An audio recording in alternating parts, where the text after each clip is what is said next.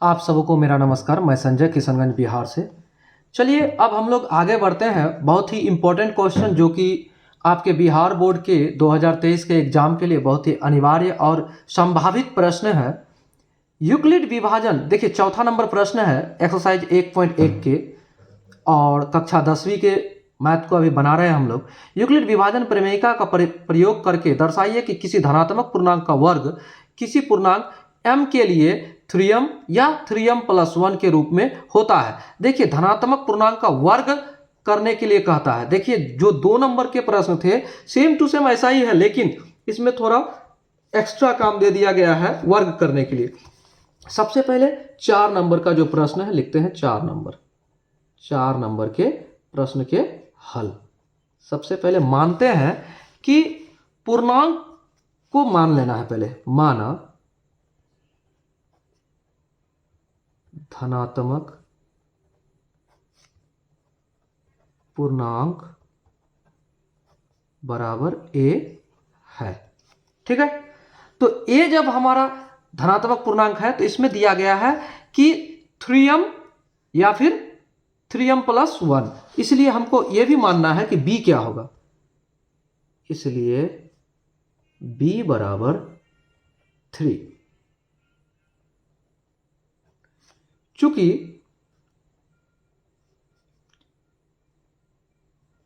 r b से बड़ा होता है, यानी r b से छोटा होता है, तो हमारा r क्या हो जाएगा। इसलिए r बराबर होगा 0, 1, 2, इतना r होगा। तो अब हम लोग यूक्लिड विभाजन प्रमेयिका के द्वारा हम लोग इसको सिद्ध करेंगे। सिद्ध करने हमें कहता है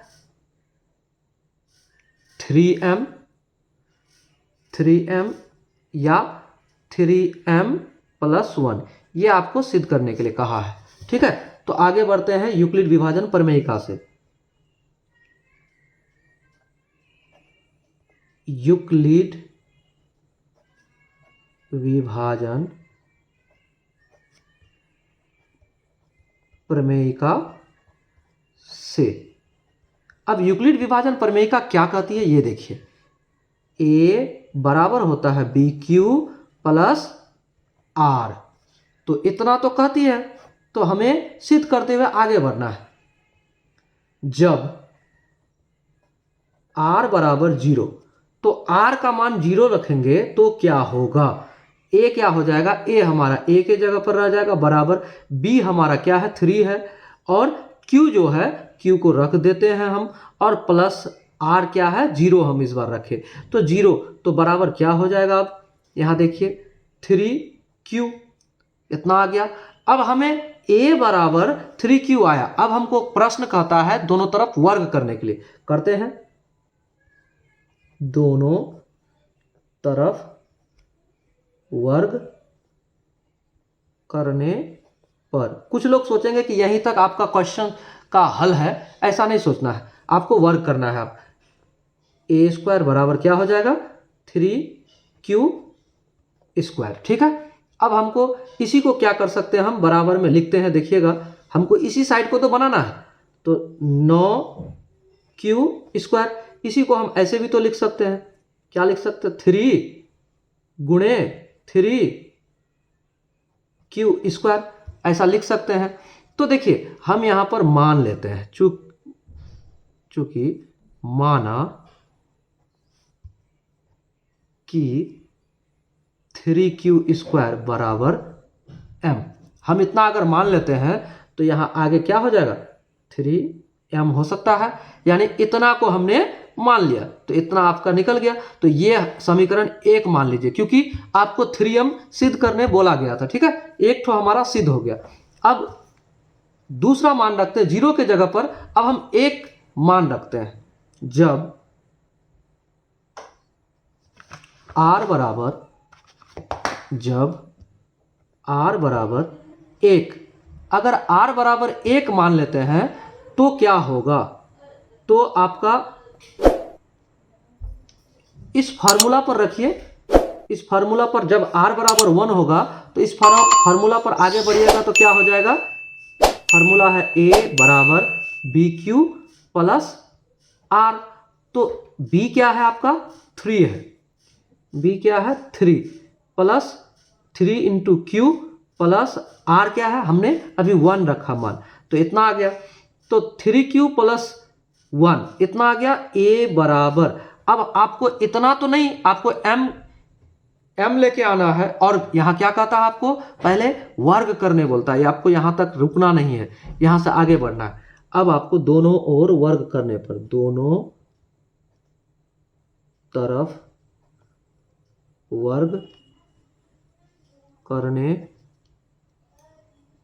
पर, दोनों तरफ वर्ग करने पर क्या होगा, आप देखिए ए स्क्वायर बराबर होगा 3Q प्लस 1 का स्क्वायर। आगे बढ़ेंगे तो क्या होगा,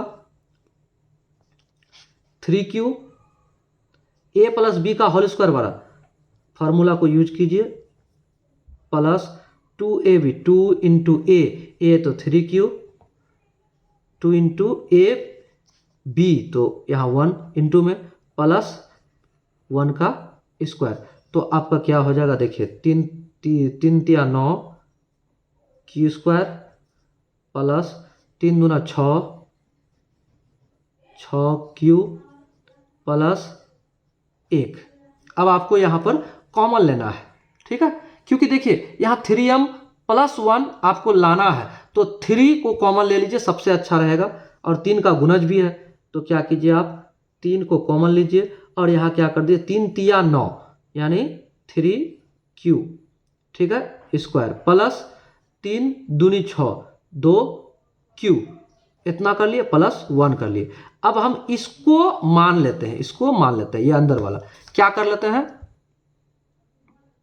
माना 3Q स्क्वायर प्लस 2Q बराबर m, इसको हम मान लेते हैं। अब मान लिए तो इतना बराबर जब हम m मान लिए तो क्या हो जाएगा, 3m प्लस या 3, ये टोटल हो गया आपका m, यहां से यहां तक m, तो यहां 3m प्लस 1, ये हो गया आपका समीकरण 2। तो हमारा समीकरण 2 3m प्लस 1, और यहां समीकरण 1 3m, तो हमको यही दोनों तो सिद्ध करना था, अब हमारा सिद्ध हो गया। अब हम इसको क्या करेंगे, अतः समीकरण 1 तथा 2 से सिद्ध होता है कि, आपका प्रश्न जो कहता है वो बात को आप लिख दीजिए, सिद्ध होता है कि, क्या कहता प्रश्न, धनात्मक किसी धनात्मक पूर्णांक का वर्ग इतना के रूप में होता है, कि किसी धनात्मक पूर्णांक का वर्ग 3m या 3m प्लस 1 होता है, ये आपका प्रूव्ड हो गया, ठीक है। इस तरह से हम लोगों ने जान लिया, प्रश्न संख्या 4 के जो हल थे उसको हमने कर दिया। यह आपका वीवीआई क्वेश्चन है, किसके लिए, बिहार बोर्ड 2023 के लिए, बिहार बोर्ड 2023 के लिए यह वीवीआई क्वेश्चन है, इसको आप जानिए। और ये प्रश्न अक्सर एग्जाम में पूछे जाते हैं, इसलिए हमने क्या किया, इसके हल को कॉपी पर ही बनाकर दे दिया है, ताकि आप इसको अच्छा से अपने बारीकी से बार बार, एक बार नहीं, अगर जितना बार आप देखना चाहे आप देख सकते हैं। अगर आप इस चैनल पर नए हैं तो आप हमारे चैनल को सब्सक्राइब कीजिए और अपने दोस्तों तक शेयर जरूर कीजिएगा। जय हिंद।